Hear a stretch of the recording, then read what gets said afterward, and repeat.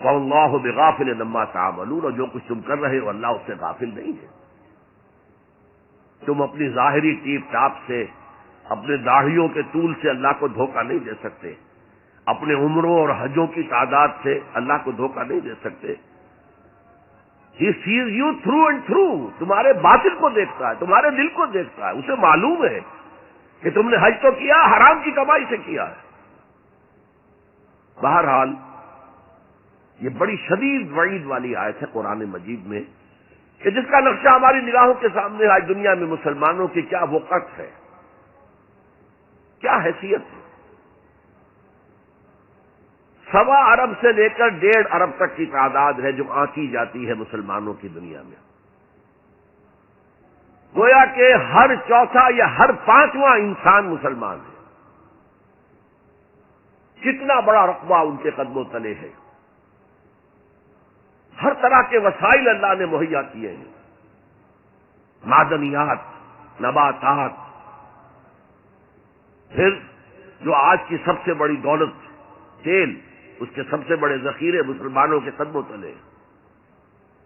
اس سب کے باوجود عزت نام کی کوئی شے نہیں۔ بین الاقوامی معاملات میں کوئی ہم سے رائے لیتا ہی نہیں۔ کسٹمی پرسد کے بھیا کیستی تم ہو کون، تمہاری رائے کیا؟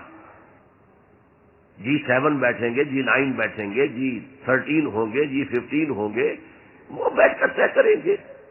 کوئی مسلمان ملک نہ G7 میں نہ G15 میں، جسے ہم محاورے میں کہتے ہیں نہ 3 میں نہ 13 میں۔ یہ ہے ہماری عزت آج دنیا میں۔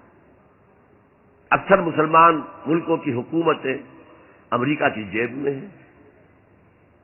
یہ ہے ہماری حیثیت۔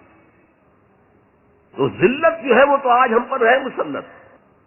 فما جزاء من يفعل ذلك منكم الا خزي في الحیات الدنیا ويوم القیامت۔ اب یہ قیامت کے دن کی بات جو اللہ فرما رہے ہیں، دعا ہی کی جا سکتی ہے کہ اللہ تعالیٰ اس سے بچا لے، کرم فرمائے، اپنی شان غفاری اور شان رحیمی سے ہمیں اس روز کی ذلت سے اور شدید ترین عذاب میں جھونک دیے جانے کی جو یہاں پر خبر سنائی جا رہی ہے، وعید سنائی جا رہی ہے، اللہ تعالیٰ اس سے بچا لے۔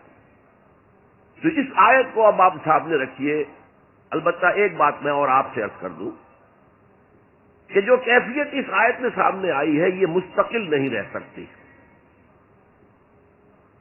اگر کوئی شخص واقعتاً چاہے آغاز میں اس کا دل پازیٹیولی ایمان سے خالی تھا، لیکن ساتھ ہی نیگیٹو نفاق سے بھی خالی تھا، کہہ سکتے زیرو لیول ہے، پلس ویلیوز اور مائنس ویلیوز کے درمیان زیرو آئے گا، تو باطن کے اعتبار سے چاہے وہ زیرو لیول پر تھا، لیکن اگر وہ اطاعت کرتا رہا، نماز پڑھتا رہا، روزہ رکھتا رہا، زکوٰۃ دیتا رہا، حرام چیزوں سے بچتا رہا، فرائض ادا کرتا رہا، تو اس سے لازماً ایمان پیدا ہو جائے گا اس کے دلوں میں۔ اس لیے کہ یہ دو طرفہ پروسیس ہے، بائی لیٹرل۔ ایمان سے عمل پیدا ہوتا، عمل سے ایمان پیدا ہوتا۔ عمل انسان جب کرتا ہے، اللہ کی راہ میں قربانیاں دیتا ہے، زادتہم ایمانا، ان کے ایمان میں اضافہ ہو گیا۔ اچھا، اب یہ ہے پس منظر ایمان اور اسلام کا فرق۔ اب اس کے حوالے سے یہ بھی، اس سے پہلے اگرچہ میں اشارے کر چکا ہوں،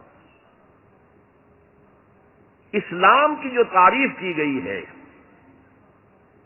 متفق علیہ روایت ہے حضرت عبداللہ ابن عمر سے رضی اللہ تعالی عنہما، بنی الاسلام علی خمس، اسلام کی عمارت 5 چیزوں پر قائم ہے۔ شہادت اللہ الہ الا اللہ وان محمد رسول اللہ، وإقام الصلاة وإيتاء الزکاة وصوم رمضان وحج البیت من استطاع الیہ سبیلا۔ کلمہ شہادت ہے کہ میں گواہی دیتا ہوں اللہ کے سوا کوئی معبود نہیں، اور میں گواہی دیتا ہوں کہ محمد صلی اللہ علیہ وسلم اللہ کے رسول ہیں۔ پھر 4 عبادات ہیں، نماز ہے، روزہ ہے، زکوٰۃ ہے، حج۔ تو اسلام جو ہے دنیا میں قائم ہے ان 5 بنیادوں پر۔ اب ان میں خاص طور پر دیکھیے لفظ ایمان کہیں نہیں آیا۔ گویا کہ اسلام کی بنیاد اقرار باللسان پر ہے، اور دنیا میں کسی شخص کے مسلمان سمجھے جانے کا دار و مدار صرف کسی پر ہوگا، اگرچہ بعض فقہا نے کہا ہے کہ تصدیق بالقلب بھی ہونی چاہیے صاحب، ٹھیک ہے، لیکن ہم ویریفائی تو نہیں کر سکتے نا، دنیا میں تو معاملہ قانون کا ہے، اور قانون تو ویریفائیبل فیکٹ کے اوپر فیصلہ کرے گا۔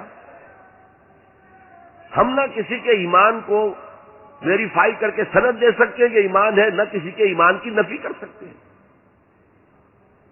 تو دنیا میں معاملہ سارا اسلام پر ہے۔